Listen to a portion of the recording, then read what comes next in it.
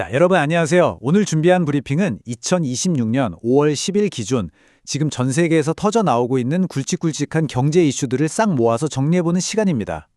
뉴스에서 맨날 거시경제, 매크로 지표 떠드는데 솔직히 그게 내 지갑이랑 무슨 상관인지 잘 안 와닿으시잖아요? 오늘 그 복잡한 퍼즐들을 우리 일상에 딱 맞춰서 아주 속 시원하게 풀어보겠습니다. 진짜 궁금하지 않으세요?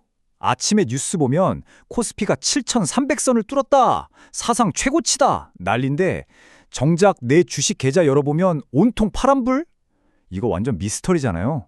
저만 그런 거 아니죠? 이 답답한 현상 뒤에 어떤 진짜 이유가 숨어 있는지 오늘 제대로 파헤쳐 보겠습니다. 오늘 살펴볼 내용들 화면에 보이시죠?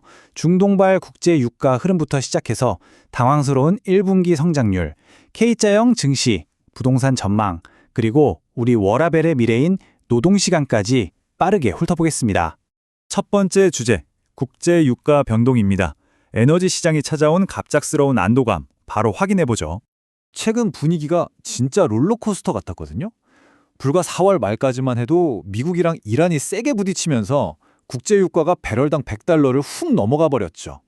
시장 전체가 엄청난 공포에 떨고 있었는데 5월 초에 딱 미국과 이란 사이에서 분쟁 종식, 그러니까 휴전 기대감이 돌기 시작합니다. 이 소식 하나에 위기감이 말 그대로 사르르 녹아내리기 시작한 거예요. 그 결과가 바로 이 숫자입니다. 89.51달러, 미 서부 텍사스산 원유 가격이 무려 12.5%나 쫙 빠지면서 100달러 아래로 뚝 떨어진 겁니다. 이게 그냥 기름값 내렸다 수준이 아니고요. 에너지 폭등 때문에 덜덜 털던 전 세계의 인플레이션 공포에 시원하게 찬물을 끼얹어준 엄청난 안도의 한숨이었던 거죠. 두 번째는 1분기 깜짝 성장입니다. 이게 한국은행 입장에서는 진짜 피곤한 양날의 검이 되어 버렸습니다. 보시면 좀 황당할 정도로 차이가 나죠. 당초 한국은행이 올해 1분기 경제 성장률을 한 0.9% 정도로 낮게 봤거든요.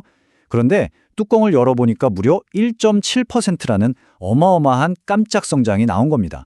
이게 다 반도체 같은 첨단 전략 산업 수출이 빵 터져준 덕분인데 예상치를 거의 2배 가까이 뚫어버린 대박 성과였죠. 근데 문제가 있어요. 경제가 성장하는 건 당연히 너무 좋은데 이게 예상보다 너무 뜨거우면 필연적으로 물가가 따라 오르거든요. 중동 물가 불안이 완전 끝난 것도 아닌데 성장세까지 세게 나오니까 가뜩이나 금리 내릴 타이밍 엿보던 한국은행이 이러다 오히려 물가 잡으려고 깜짝 금리 인상을 해야 하는 거 아니냐는 압박을 받게 된 겁니다. 좋은 성적표가 오히려 금리라는 족쇄로 돌아온 셈이죠. 자, 세 번째 K자형 증시 호황의 착시 현상입니다. 아까 처음에 던졌던 질문, 지수는 폭등하는데 내 계좌는 왜 이 모양일까? 그 미스테리를 풀어보죠. 코스피 7,300선을 돌파하던 역사적인 그날, 이 숫자 보시면 뼈 맞은 기분이 드실 겁니다. 시장에서 주가가 오른 종목은 딱 200개였습니다. 근데 하락한 종목은 무려 679개였어요. 전체 종목의 5분의 1만 오르고 나머진 싹 다 뒷걸음질을 친 겁니다. 소수만 웃고 대다수는 우는 아주 극심한 K자형 양극화 현상인 거죠. 어떻게 이런 일이 가능하냐고요? 코스피 전체 덩치에서 삼성전자랑 SK하이닉스, 이 두 거대 기업이 차지하는 비중이 47%에 달하기 때문입니다. 시장의 절반을 쟤네 둘이 차지하고 있는데 얘네가 10% 이상 폭등을 해버리니까 나머지 600개 넘는 종목들이 줄줄이 파란불이어도 지수는 미친 듯이 올라간 것처럼 보인 거예요. 대다수 개미 투자자들한테는 그저 남의 잔치이자 호황의 착시였던 겁니다. 그런데 여기서 정말 재밌는 포인트는 이렇게 쏠림이 심한데도 시장의 장기적인 전망은 여전히 위를 가리키고 있다는 겁니다. 삼성증권 자료를 보면 전 세계적으로 폭발하는 AI 수요 덕분에 반도체가 계속 잘 나갈 거라면서 코스피 장기 목표치를 무려 8,400포인트로 잡고 있어요. AI가 이끄는 이 거대한 사이클이 과연 시장을 어디까지 멱살 잡고 끌어올릴지 이게 가장 중요한 핵심 관건이 되겠습니다. 네 번째, 엇갈림 부동산 전망입니다.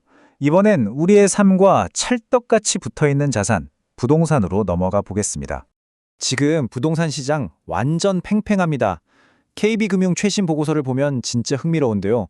학계 같은 전문가들은 여전히 누적된 공급 부족을 이유로 들면서 집값 더 오른다 쪽에 베팅하고 있어요.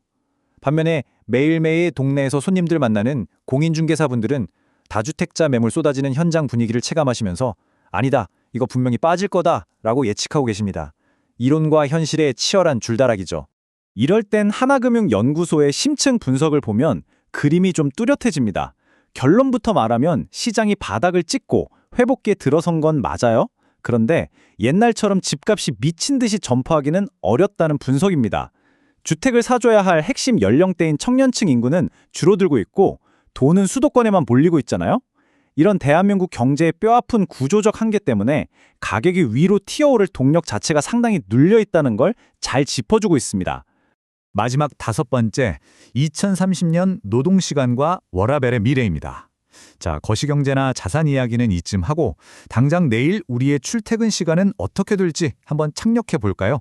이 그래프 하나가 우리 삶의 변화를 기가 막히게 보여줍니다. 2017년만 해도 대한민국 사람들 1년에 1996시간을 일했어요. 거의 2000시간이죠. 근데 주 52시간제 같은 게 들어오면서 2024년에는 1859시간으로 제법 떨어졌습니다. 그리고 각종 연구소들 전망에 따르면 2030년쯤엔 1739시간까지 쭉 내려갈 거라고 해요. 와, 엄청 줄었네 싶으시죠? 근데 팩트체크 들어갑니다. 이렇게 노동시간을 깎아냈는데도 우리는 여전히 다른 OECD 국가들에 비하면 진짜 피곤하게 많이 일하고 있는 편이에요.